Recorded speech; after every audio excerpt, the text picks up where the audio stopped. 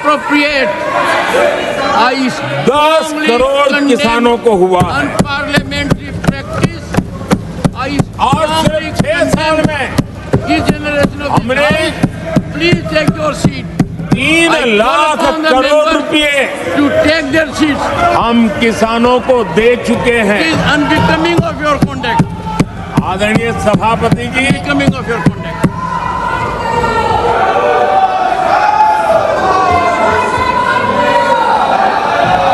आदरणीय सभापति जी, देश देख रहा है, झूठ फैलाने वालों की सत्य सुनने की ताकत भी नहीं होती।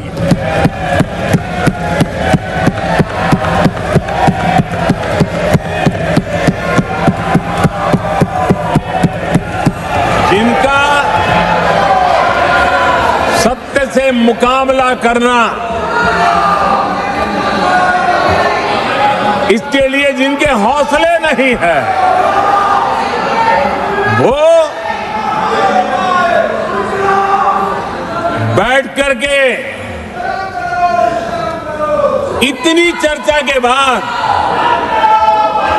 उन्होंने उठाए हुए सवालों के जवाब भी सुनने की हिम्मत नहीं है। इन्होंने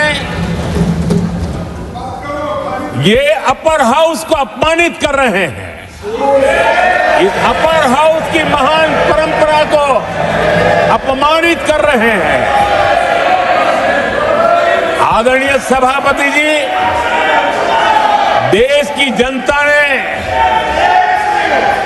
हर प्रकार से उनको इतना पराजित कर दिया है कि अब उनके पास गली मोहल्ले में चीखने के सिवाय कुछ बचा नहीं। नारेबाजी, हो हल्ला और मैदान छोड़ के भाग जाना, यही उनके नसीब में लिखा हुआ। माननीय सदस्यगण, अत्यंत दर्दनाक, पीड़ादायक, अमर्यादित आचरण से देखकर मैं हूं। शासन तीसरे निरंतर लगातार काल में है। 6 दशक के बाद मैंने चर्चा की और मैंने अनुरोध किया कि प्रतिपक्ष के नेता को बिना बेरोक टोक बोलने का सुअवसर दिया। आज वो सदन छोड़कर नहीं गए हैं, मर्यादा छोड़कर गए हैं। आज उन्होंने मुझे पीठ नहीं दिखाई है, भारत के संविधान को पीठ दिखाई है। आज उन्होंने मेरा अनादर और आपका अनादर नहीं किया है, उस शपथ का अनादर किया है जो संविधान के तहत ली है। भारत के संविधान की इससे बड़ी अपमानित बात नहीं हो सकती। ऐसा कैसे हो सकता है? House of elders, the upper house, हमें देश का मार्गदर्शन करना है। मैं उनके आचरण की भर्त्सना करता हूं।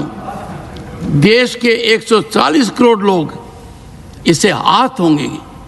सदन का मतलब है सत्ता पक्ष की बात सुनो जब आपने अपनी पूरी बात कह दी।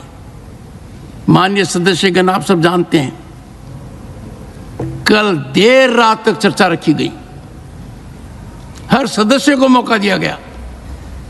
It is an occasion where they have challenged Indian Constitution, they have outraged the spirit of Indian Constitution, they have disregarded the oath they have undertaken. मैं इस कुर्सी पर बैठकर इतना दुखी हूं कि भारत के संविधान का इतना बड़ा अपमान, इतना बड़ा मजाक।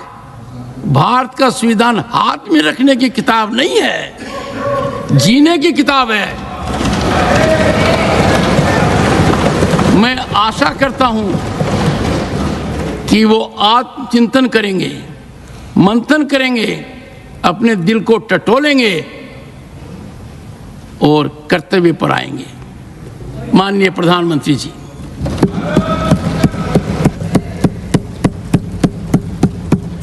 आदरणीय सभापति जी, आपकी वेदना मैं समझ सकता हूं। ये 140 करोड़ देशवासियों ने जो निर्णय दिया है, जो जनादेश दिया है, इसे ये पचा नहीं पा रहे हैं और कल उनकी सारी हरकतें फेल हो गई, तो आज उनका वो लड़ाई लड़ने का भी हौसला नहीं था और इसलिए वो मैदान छोड़ करके भाग गए हैं। आदरणीय सभापति जी, मैं तो कर्तव्य से बंधा हुआ हूं और न ही मैं यहां कोई डिबेट पे स्कोर करने के लिए आया हूं। मैं तो देश का सेवक हूं, देशवासियों को मेरा हिसाब देना है, देश की जनता को मेरे पल पल का हिसाब देना, मैं उसे अपना कर्तव्य मानता हूं।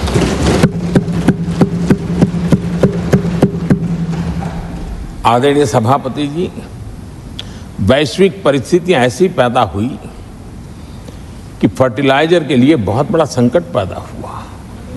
हमने देश के किसान को मुसीबत में नहीं आने दिया और हमने करीब करीब 12 लाख करोड़ रुपया फर्टिलाइजर में सब्सिडी दी है और जो भारत के आजादी के इतिहास में सर्वाधिक है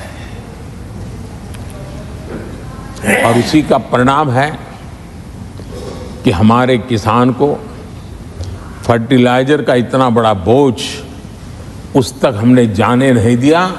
सरकार ने अपने कंधे पर उसको उठा लिया है। आदरणीय सभापति जी, हमने एमएसपी में भी रिकॉर्ड बढ़ोतरी की है। इतना ही नहीं, खरीद के भी नए रिकॉर्ड बनाए हैं। पहले एमएसपी की घोषणा होती थी लेकिन किसानों से कुछ भी लिया नहीं जाता था, बातें बताई जाती थी। पहले की तुलना में अनेक गुना ज्यादा खरीदी कर करके हमने किसानों को सामर्थ्यवान बनाने का प्रयास किया।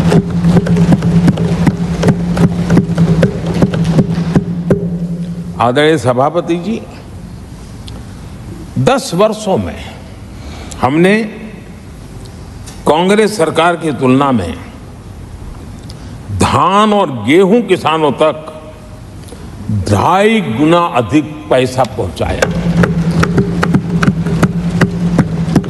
और हम आने वाले 5 साल सिर्फ इसी का इंक्रीमेंटल वृद्धि करके रुकना नहीं चाहते। हम नए नए क्षेत्रों को, उन कठिनाइयों का अध्ययन करके उसकी मुक्ति के लिए प्रयास कर रहे हैं और इसलिए आदरणीय सभापति जी, अन्न भंडारण का विश्व का सबसे बड़ा अभियान हमने हाथ लिया है और लाखों की तादाद में विकेंद्रित व्यवस्था के तहत अन्न भंडारणों की रचना करने की दिशा में काम चल पड़ा है। फल और सब्जी एक ऐसा क्षेत्र है, हम चाहते हैं किसान उस तरफ मुड़े और उसके भंडारण के लिए भी एक व्यापक इंफ्रास्ट्रक्चर की दिशा में हम काम कर रहे हैं। आदरणीय सभापति जी, सबका साथ सबका विकास, इस मूल मंत्र को लेकर के हमने देश सेवा की हमारी यात्रा को निरंतर विस्तार देने का प्रयास किया है। देशवासियों को गरिमापूर्ण जीवन देना, ये हमारी प्राथमिकता रही है। आजादी के बाद अनेक दशकों तक जिनको कभी पूछा नहीं गया, आज मेरी सरकार उनको पूछती तो है उनको पूजती भी है।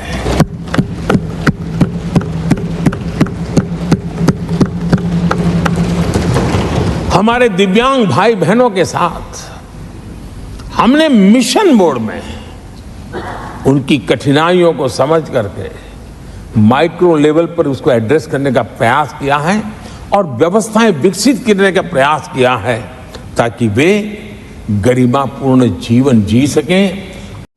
और नए न्यूज़ों के लिए देखते रहिए अपना चैनल TV22 न्यूज़। लाइक करें, शेयर करें, सब्सक्राइब करें और बेल आइकन बटन दबाना ना भूलें।